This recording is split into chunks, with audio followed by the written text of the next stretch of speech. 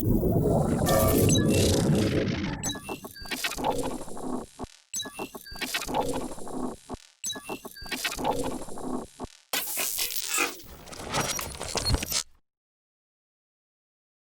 memulai dan menjawab untuk sesi kedua ini membahas mengenai progres pembangunan infrastruktur di Kota Bandung.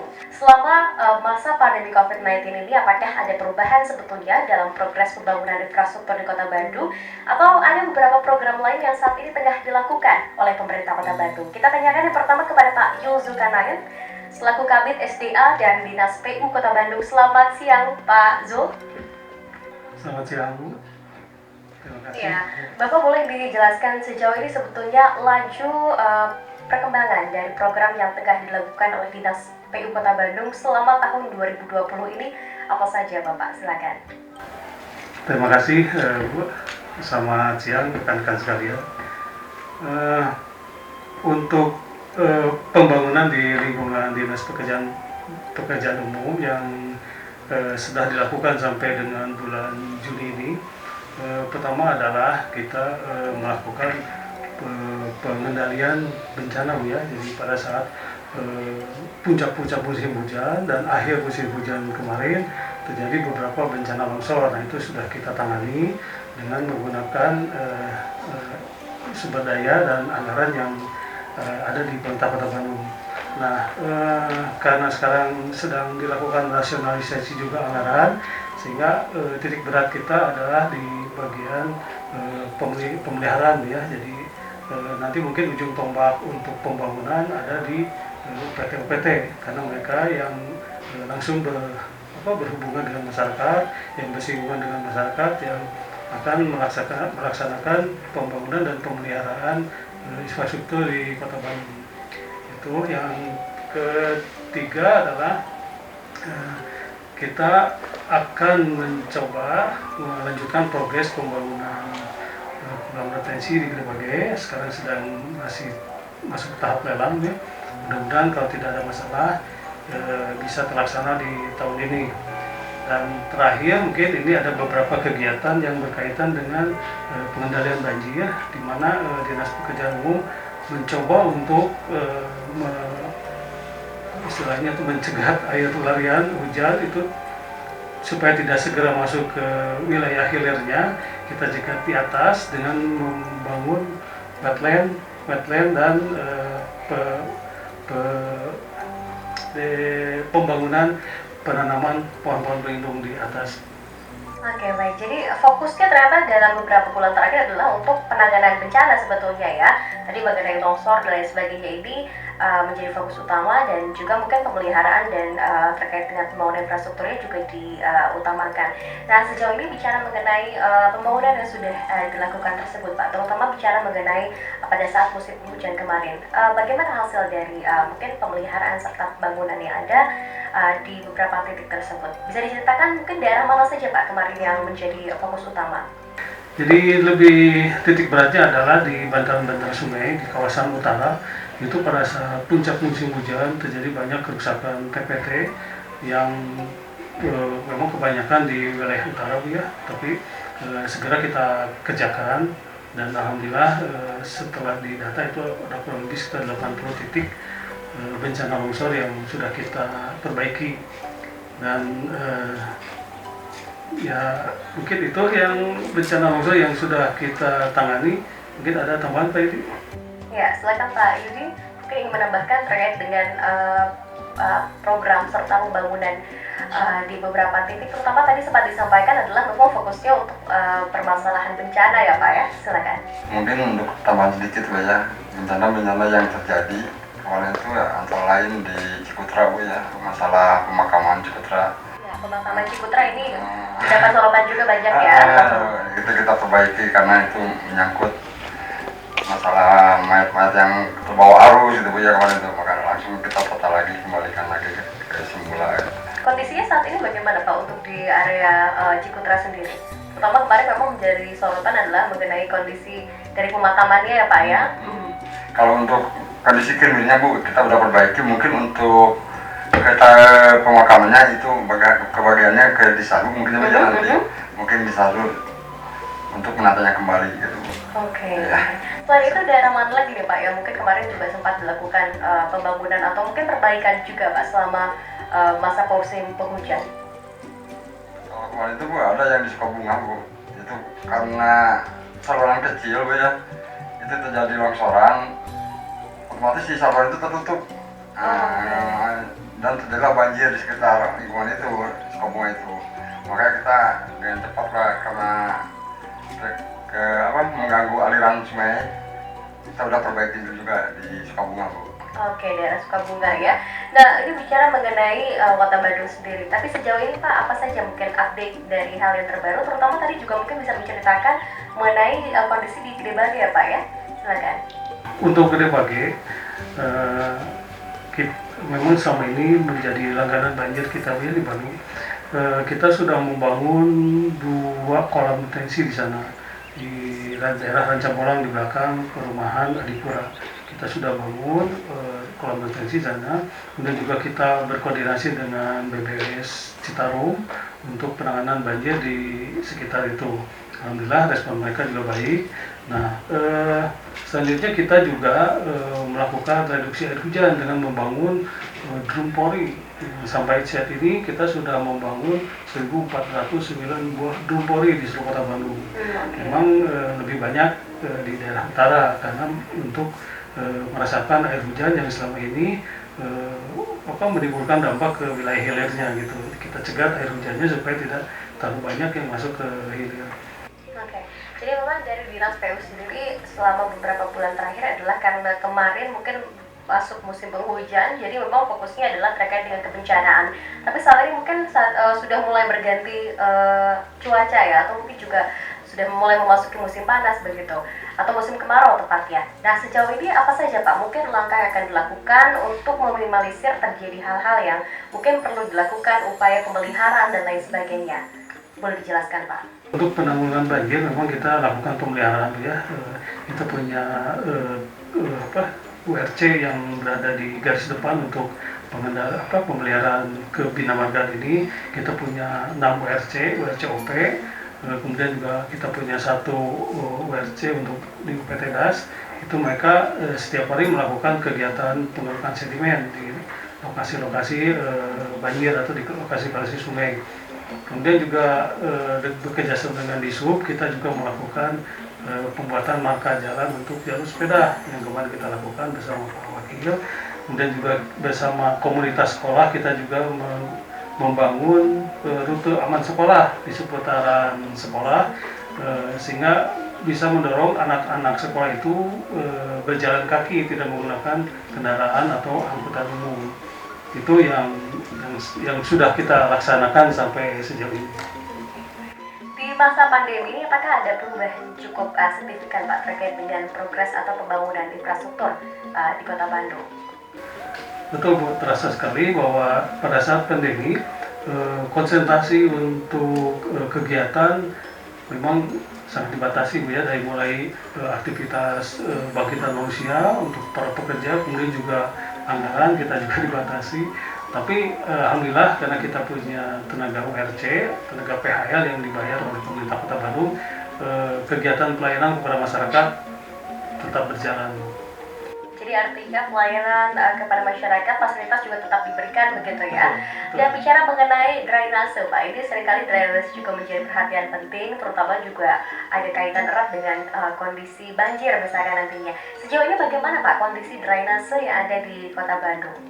Ya, drainase di Kota Bandung sebenarnya sudah sangat mumpuni ya, tapi karena bangkitan dari volume air yang masuk ke Kota Bandung yang sangat besar, sehingga drainase yang kita rencanakan itu tidak muat untuk menampung luapan air hujan atau luapan dari banjir, yang sehingga perlu ada kegiatan pemeliharaan yang sudah kita laksanakan melalui pengerukan sedimen.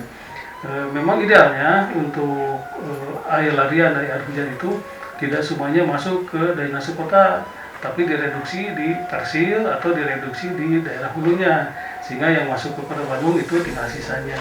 Idealnya begitu, karena pada saat musim hujan kita kelebihan air, Bu. Tapi pada saat musim kemarau kita kekurangan air. Betul, betul. Nah, misi kita ke depan, kita coba air hujan itu yang masuk, yang ada di Kota Bandung itu, yang turun di Kota Bandung, kita resapkan ke dalam tanah supaya kita punya ke depan ada cadangan air untuk air baku Kota Bandung. Oke, jadi artinya kondisi yang cukup menarik tadi disampaikan ketika musim penghujan kebutuhan airnya justru meningkat sangat banyak, tapi ketika kemarau ini karena ternyata sangat menurun begitu ya, perlu ada upaya khusus yang dilakukan.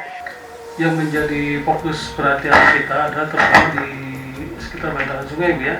Sekitar 45 aliran sungai yang masuk Kota Bandung itu dipantau oleh kita, Bu, karena memang bencana banjir atau bencana longsor kebanyakan memang ada di daerah sungai. Gitu. Biasanya penyebab utamanya apa, Pak? Hingga akhirnya menyebabkan 45 TB tersebut seringkali akhirnya banjir gitu.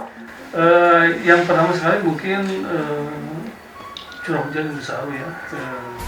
Itu yang kedua mungkin yang kedua adalah umur dari infrastruktur kita yang sudah mulai tidak mudah lagi, ya. Dan terakhir mungkin ada beberapa TPT kita, bangunan infrastruktur kita di sungai yang digunakan fondasi oleh masyarakat sehingga menjadi beban kepada TPT kita. Akhirnya pada saat aliran sungainya besar, tergerus dan menyebabkan longsor. Jadi bicara mengenai longsor dan banjir juga ternyata punya peranan penting dari masyarakat juga untuk menjaga lingkungan sekitarnya begitu ya. Sangat terasa sekali dampaknya. Pak Yudi mungkin ingin menambahkan mengenai kondisi yang di lapangan saat ini sebetulnya seperti apa untuk akhirnya masyarakat juga mungkin lebih perhatian lagi nih terhadap lingkungan sekitarnya begitu. Kesadaran masyarakat itu ya, masalah sampah itu penyebab banjir juga, Bu. Itu masalah sampah itu, karena sampah yang ada di sungai itu kayak kasur, sofa itu, Bu, bukan hal baru lagi itu. Memang dari lama itu sampah-sampah sungai itu selalu berlimpah lagi itu, waktu banjir itu berlimpah itu. Karena mungkin kalau kita pelajari itu sampah-sampah dari desa kecil itu, Bu, karena aliran mau masuk ke sungai, ya terbawa semua masuk gitu ke sungai. Maka di sungai itu mungkin jadi gudangnya sampah gitu, karena dari saluran kecil masuk. Nah, itu penyebab banjir itu, Bu. Sangat berpengaruh begitu ya. Nah, kita bicara mengenai kondisi Kota Bandung ini kan banyak yang mengatakan seperti mangkuk begitu ya, Pak ya. Datarannya tinggi. Nah, ini yang menjadi pertanyaan juga sebetulnya mengapa akhirnya banyak daerah yang kondisinya ada di dataran tinggi tapi bisa terkena banjir begitu. Nah, apa saja mungkin langkah yang dilakukan untuk memastikan bahwa daerah dataran tinggi ini juga cukup baik hingga akhirnya tidak mengakibatkan dampak terhadap dataran yang kondisinya cukup rendah di Kota Bandung. Ya, upaya kita adalah menciptakan kawasan-kawasan konservasi di sana, Bu, ya. Jadi kebetulan di Permen 90/2020 itu bahwa konservasi juga salah satu bagian dari bidang PUPR sumber daya air, sehingga kita menyentuh ke kawasan itu.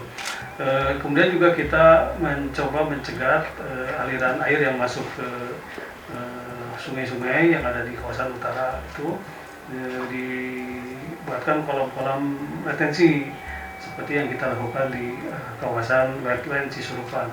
Dan selanjutnya kita juga membangun banyak sekali drupori di kawasan hulu, sehingga air hujan yang turun di daerah hulu itu ada sedikit yang tereduksi dimasukkan ke dalam air tanah, sehingga yang turun air hujan ke Kota Bandung itu tidak terlalu banyak, sebagian sudah tereduksi di atasnya.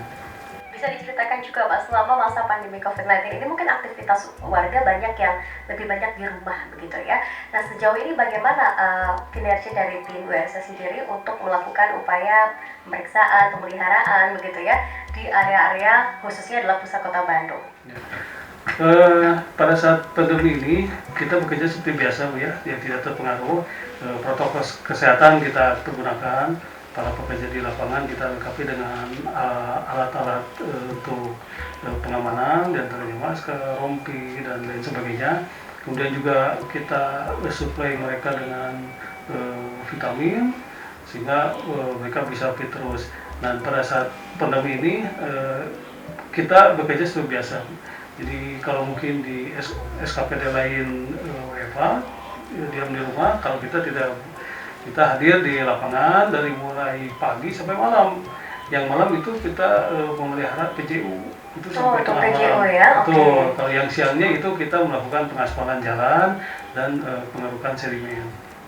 Mengenai PJU dan juga pengaspalan jalan, mungkin nanti erat kaitan dengan kondisi jalan di Kota Bandung. Mungkin bisa dibahas dulu mengenai PJU, Pak. Sejauh ini bagaimana pemeliharaan terkait dengan kondisi PJU yang ada di Kota Bandung? Ya, pemeliharaan PJU terus kita laksanakan, Bu, karena memang ada keterbatasan anggaran, tapi kita upayakan untuk program Caang Baranang itu tetap berjalan.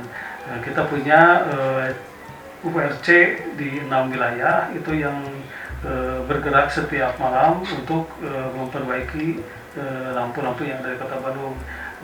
Hanya saja mohon maaf mungkin tidak semuanya dapat terakomodir keinginan aspirasi masyarakat karena itu keterbatasan dari sumber daya kita. Di antaranya mungkin keterbatasan dari bahan yang diperlukan untuk dipasang di lapangan. Itu. Dan bicara mengenai kondisi jalan, ya tentunya kita berharap bahwa Kota Bandung ini jalannya bisa mulus, tidak ada jalan yang berlubang dan lain sebagainya begitu ya. Lalu apa saja langkah upaya yang dilakukan selama masa pandemi ini untuk memperbaiki atau memelihara kondisi jalan di Kota Bandung? Ya. Pada saat pandemi ini, kemudian juga kita ada rasionalisasi anggaran, sehingga anggaran yang diberikan oleh pemerintah kota ke kita itu sangat terbatas, sehingga untuk kegiatan peningkatan jalan yang sifatnya masih besar itu dialihkan ke kegiatan yang bersifatnya pemeliharaan. Nah, tapi kita tetap komitmen jalan di Kota Bandung harus mantap ya, tidak ada yang bolong. Nah, itu WRC kita yang bergerak di lapangan untuk melakukan penambalan jalan. Jadi pertanyaan cukup banyak ini ya. Salah satunya adalah tadi yang pertama, apa saja yang dialihkan, program apa saja yang dialihkan karena masa pandemi COVID-19 ini, kemudian juga akhirnya berapa jumlah anggaran yang mungkin terkikis begitu dan akhirnya dimiliki untuk bisa tetap melakukan program pembangunan. Silakan Bapak. Terima kasih atas pertanyaannya. Pada masa pandemi ini kemudian juga ada rasionalisasi anggaran. Memang ini titik beratnya ke arah pemeliharaan, sehingga kita melakukan pengadaan bahan untuk kegiatan yang sifatnya swakelola yang dikerjakan oleh WRC. Untuk pengalihan kegiatan itu sedang kita list, masih belum selesai karena baru kemarin ada informasi untuk rasionalisasi anggaran, sehingga kita masih mendata mana saja yang akan kita kerjakan, mana yang tidak gitu. Tapi memang sekarang titik beratnya ada di pemeliharaan. Kita perkuat di pemeliharaan dengan melakukan swakelola gitu. Tuh, kemudian besaran anggaran ini kurang lebih ini masih dibahas juga di tim TPAD. Kurang lebih tahun ini kita mendapat 186 miliar yang sebelumnya luar biasa, sekarang ini kita luar biasa sekali gitu, kecil gitu. Berapa persen Pak artinya itu jumlahnya? Sebelumnya berapa? Sebelum dipangkas? Sebelum dipangkas 300 lebih. 400 lebih, sekarang hanya 186. Oke, ini hampir 75% dipangkas. Nah, dengan kondisi ini mungkin teman-teman media juga banyak yang bertanya-tanya apakah pengaruhnya nanti pasti akan signifikan begitu, tapi bagaimana untuk memastikan bahwa pemeliharaan serta program pembangunan yang dilakukan ini tetap maksimal di tahun 2020 ini, Pak? Ya. Pengaruh jelas sekali, Bu. Ini pengaruhnya besar sekali karena beberapa kegiatan yang besar yang berupa peningkatan jalan atau pembangunan skala besar itu kita alihkan semuanya ke upaya-upaya pemeliharaan. Jadi kita perkuatan di UPT kita, Bu. Jadi di pengadaan bahan kita perkuat, diperbesar untuk pengadaan bahan yang nantinya akan dikerjakan dengan swakelola. Kalau mengandalkan dari kontraktual, kelihatannya dengan penggunaan anggaran yang besar ini tidak mungkin gitu. Jadi Ya. Apakah artinya pembangunan besarnya akan tertunda begitu atau bagaimana? ya, yang sifatnya prioritas Pemkot itu mungkin kita laksanakan. Salah satunya itu pembangunan kolam retensi di Gede Bage, itu insya Allah akan kita laksanakan. Yang sisanya peningkatan jalan itu sedang di list dulu, sedang kita pelajari dulu, sedang kita data, karena dari aspek anggaran juga kita masih menunggu pengesahan dari pimpinan. Artinya Pak, dengan kondisi yang ada 75% anggaran dipangkas begitu, tapi artinya Dinas PU punya tugas yang cukup besar nih untuk terus menjalankan program yang ada. Dan sejauh ini dari mungkin bulan Juni ini sampai akhir tahun, apa saja program yang akan tetap terus dijalankan walaupun dengan kondisi yang cukup berbeda saat ini? Ya, untuk kegiatan pemeliharaan kita tetap berjalan tiap bulan. Kita punya jadwal yang pasti untuk kegiatan pemeliharaan saluran, pemeliharaan sungai, pemeliharaan jalan itu tetap berjalan karena kita menggunakan tenaga ORC kita. Kemudian untuk kegiatan lain yang sifatnya menunjang kegiatan banjir, misalnya pembuatan rumpori itu tetap berjalan. Kita setiap UPT-OP yang melaksanakan itu ditarget oleh Pak Karis untuk menyelesaikan pekerjaannya. Itu kemudian juga kita juga ada pekerjaan-pekerjaan yang sifatnya melibatkan komunitas ya Pak. Jadi ada pekerjaan yang melibatkan komunitas itu kita tetap jalan dengan ya sifatnya swakelola, tidak kontraktual karena ya anggaran tadi yang Sewa kelola itu tadi ya, tadi juga sempat ada teman media yang bertanya mengenai sewa kelola tersebut. Kemudian Pak, mungkin bisa dijelaskan juga mengenai kondisi saat ini juga pastinya akan ada pengaruh terhadap program-program yang tertunda atau tidak bisa dijalankan. Sebetulnya ada berapa program pembangunan yang direncanakan yang akan dilakukan tahun ini? Sebenarnya banyak Bu, banyak yang mungkin menjadi agenda Pemprov itu ada Pemprov itu diantaranya pembangunan kolam retensi, kemudian juga ada beberapa peningkatan jalan, kemudian juga ada beberapa pembangunan PJU itu yang memang kita bisa di drop ya, sementara di pending dulu menunggu ketersediaan anggaran. Tapi karena kolam retensi yang akan kita laksanakan itu sudah menjadi prioritas dari Pemkot, Pak Wali, insya Allah akan kita usahakan untuk terlaksana tahun ini. Cukup banyak sebetulnya beberapa hal yang akhirnya tertunda begitu, tapi apakah ada sebetulnya program pembangunan yang cukup besar skalanya begitu Pak? Kalau kita lihat mungkin pembangunan tadi untuk pemeliharaan BJU dan lain sebagainya, tapi yang mungkin programnya cukup besar begitu, apakah ada yang ikut tertunda juga? Ya banyak yang tertunda gitu. Bisa dijelaskan apa saja ini supaya teman-teman media semakin tahu informasinya. Kebetulan listnya tidak saya bawa, tapi memang itu banyak pekerjaan yang tertunda. Diantaranya kalau untuk PJU itu ada pembangunan dan pemeliharaan PJU di seputaran Asia Afrika dalam rangka membantu Koperasi Asia Afrika. Nah, itu kita akan meremajakan, memelihara lampu hias yang ada di seputaran Asia Afrika dan sekitar. Tapi karena ada pandemi sehingga itu sama kita istilahnya di pending dulu gitu ya. Mungkin mudah-mudahan tahun depan bisa terlaksana.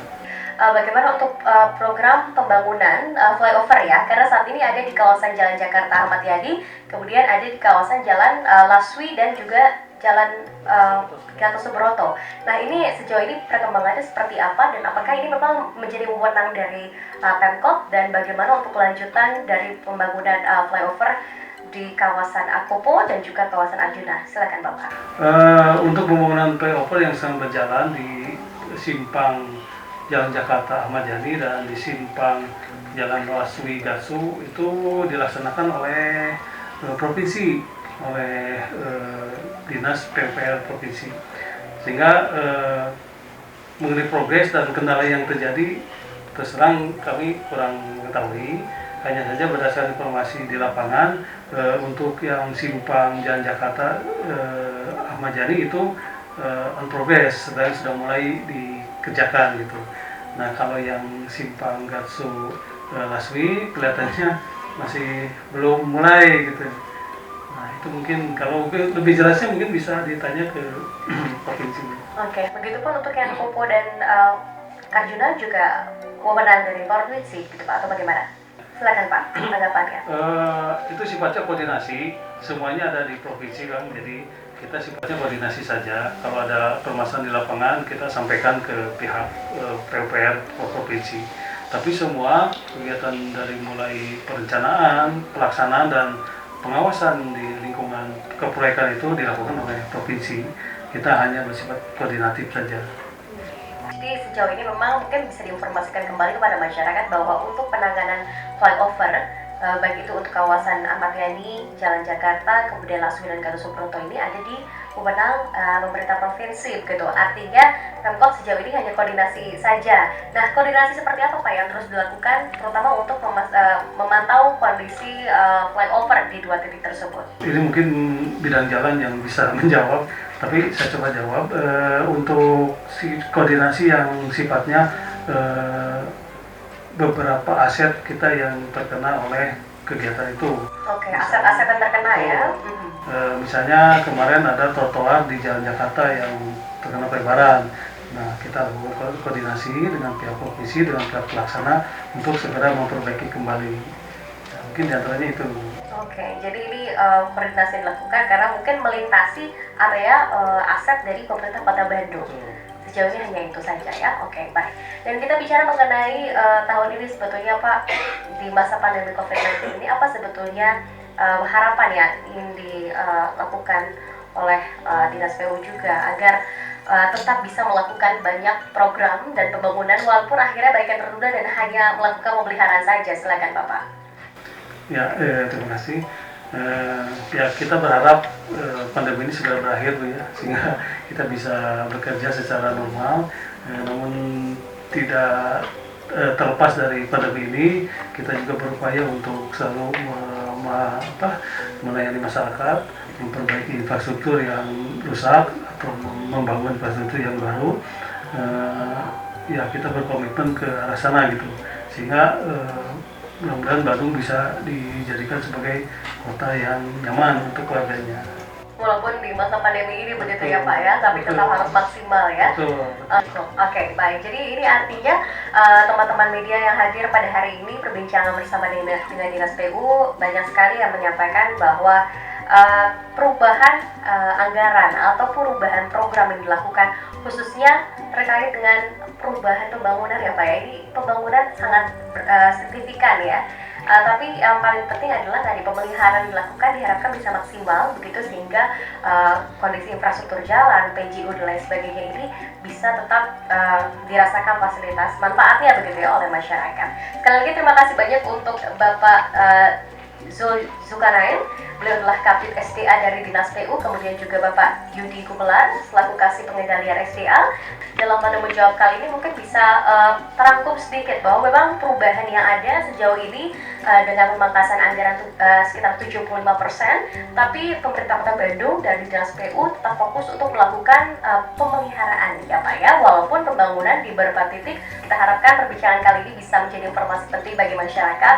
Silakan Dinas PU memiliki tim UFC atau tim unit reaksi cepat yang akan terus memantau memelihara kondisi bangunan di Kota Bandung dan juga infrastruktur yang ada. Terima kasih banyak sekali lagi untuk Pak Zul dan Pak Yudi.